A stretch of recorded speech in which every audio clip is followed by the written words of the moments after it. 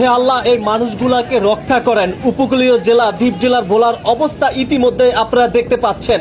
আবারও ঘূর্ণিঝড় দিয়ে আসতেছে উপকূলীয় জেলা ভোলা। দর্শক, যারা যেখান থেকে আজকের এই ভিডিওটি দেখছেন, আপনারা সবাই জায়গা থেকে ভিডিওটি শেয়ার করে দিবেন। দেখতে পাচ্ছেন এই মানুষগুলোর অবস্থাটা একটু লক্ষ্য করে দেখুন। সবাই ভিডিওটি শেয়ার করে দিয়ে লক্ষ মানুষকে দেখার সুযোগ করে দিবেন।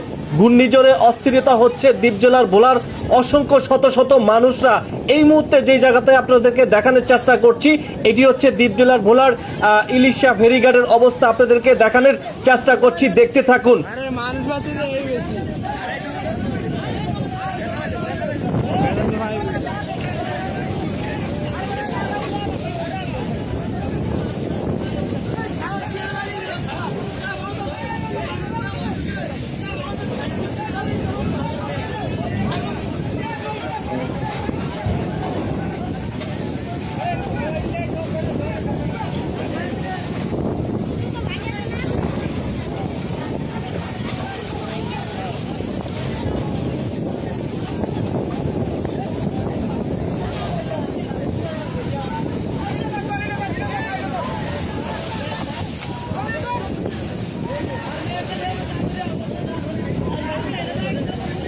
করে তো লাইন গেছে, ওর তো কিছুই নেই।